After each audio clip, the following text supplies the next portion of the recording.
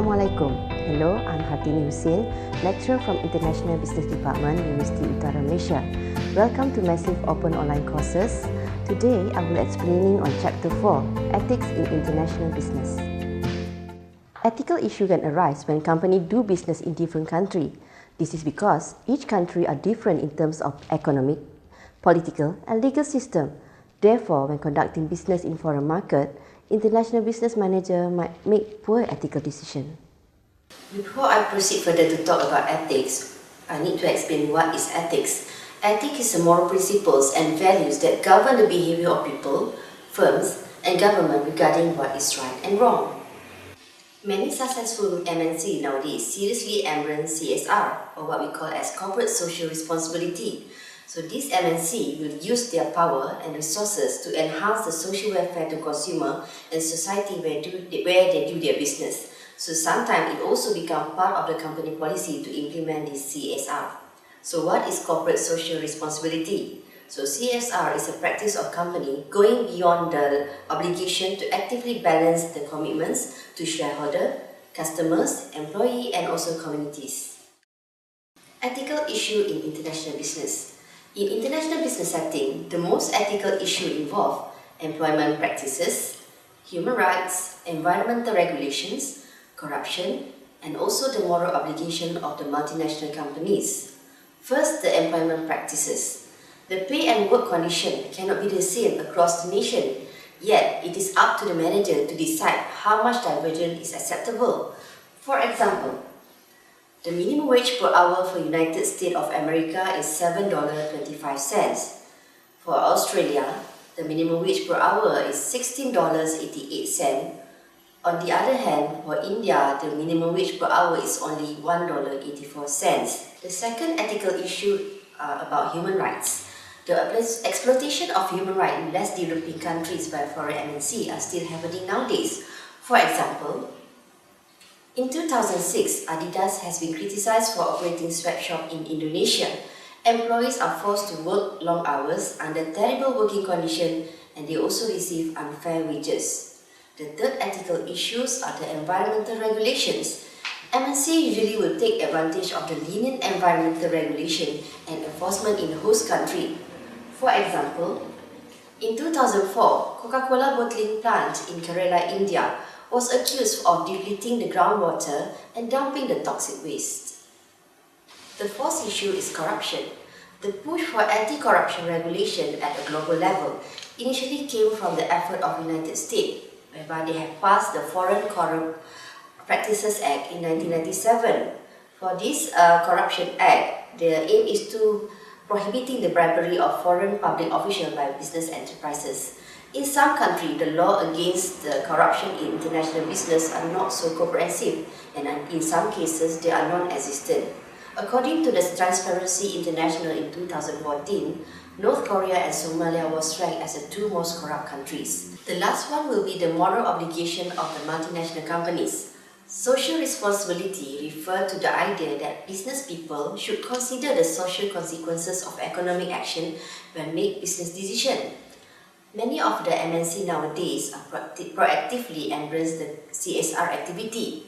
For example, Toyota have developed the efficient gas electric vehicle, the model Prius, and Dell accept the old computer from customer for recycling. Why do managers behave unethically? Managers might behave in a manner that might be considered as unethical in international business setting. However, there are several factors and causes why do these international business managers behave unethically. The first one is personal ethics. Personal ethics are principles that guide own behavior to consider what is right or wrong. A manager with strong personal ethics will reject bribery, although in that country, practice of bribery is customary or culturally accepted. Number two is the organizational culture. It refers to the values and norms that all employees in the firm share. For instance, if all of the CEO or director in the company freely use the company money or properties, later on it will have a negative impact on the firm's reputation and performance. The third factor are the unrealistic performance goal. If the firm set up a very high KPI or target for the employees, there might be consequences that they might conduct misbehavior such as cheating on attendance and also productivity. The fourth factor are the leadership. Leader is the role model for the follower. If leader behave in an unethical manner, the employee might do the same. And the last one is the decision-making process. For example, Pfizer has decided to test the drug on Nigerian children suffering meningitis. The intention is good, is to develop drug to cure the meningitis. But however, the action can probably cause a negative effect to the Nigerian children's health. There are several philosophical approaches to ethics that managers can use as a basic for making business decisions. One of the approaches is the strawman. However, many of the scholars claim that the strawman approaches offer inappropriate guidelines for the ethical decision-making process. There are four approaches under the strawman philosophy: the Friedman doctrine, the cultural relativism, the righteous moralist, and the naive immoralist. Friedman doctrine. The only social responsibility of a business is to increase profit as far as the companies stay within the rules of law. Friedman approach doesn't believe that companies should undertake expenditure beyond those mandated by the law and those required for the efficient running of a business. For example, no rules against pollution in country A, and usually it is a developing country, and the MNC manager believes spending money on pollution control might reduce the firm profit. Therefore, they will freely dump the toxic into the river and release the poisonous gas into the air. Second philosophy is the cultural relativism. For cultural relativism, they believe that ethics are the reflection of culture and firms should adopt the ethics of those culture in country where they operate, or in other words, when in Rome, do as the Romans do. For example, a firm from country X that believes bribery is wrong might pay bribes in country where the practice is customary and culturally accepted. The third approach is the righteous moralist. For righteous moralists, they believe that the multinational home country standard of ethics are the most appropriate one for the company to follow in foreign country. This approach is common among the managers from developed countries. For example, United States multinational corporations such as Reebok and Walmart have instructed all the subsidiaries in developing countries to apply the same standard with the HQ. So they have put initiative to revise the minimum wage and also to improve the workplace safety, health, and also work condition in the company. The last approach of strawman is the naive immoralist. For naive immoralists, they believe that if a manager of a multinational sees that the firm from other country are not following the ethical norms in a host nation, the manager should not either. So these actions are ethically justified if everyone else is doing the same, so it is okay for them to do the same thing. So for example, the use of child labor is common practice in country A, and usually this is a poor country.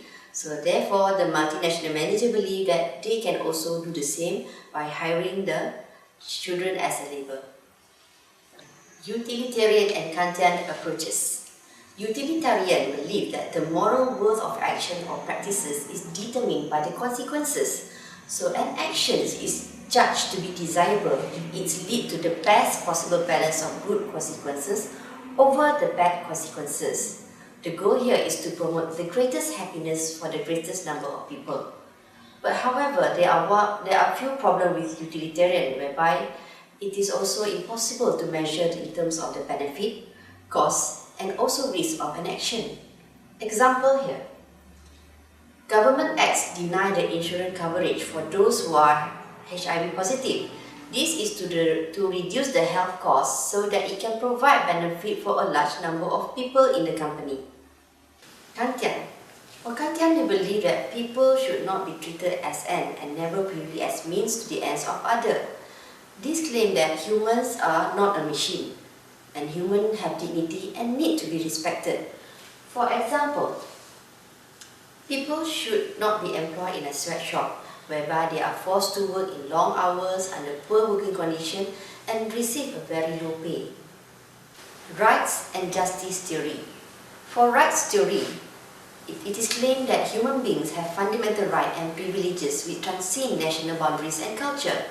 Fundamental human rights form the basis for the moral compass that managers should navigate when they make business decisions which have an ethical component. For example, in 2007, 20 million toys made in China have been recalled from the US market because they have been reported of death and serious injury to the children. So according to the right theories, the obligation to protect the consumer safety rests on the shoulder of several moral agents, which are the US government and also the China toy producer, whereby both must make sure that products are safe and not harmful to the children. The last approach, justice theories. Justice theories focus on the attainment of a just distribution of economic goods and services. So just distribution consider whether the distribution of goods among the members of society at a given time is subjectively acceptable. For example, when workers of the same job are paid different salary, members may feel that the distributive justice has not occurred. In this chapter, we have learned about the importance of ethics in international business, the ethical issue in international business, factor why the international business behave unethically, and also the philosophical approaches to ethics. I hope all this knowledge will be very beneficial for you, and I hope you enjoyed this short lesson. Till we meet again.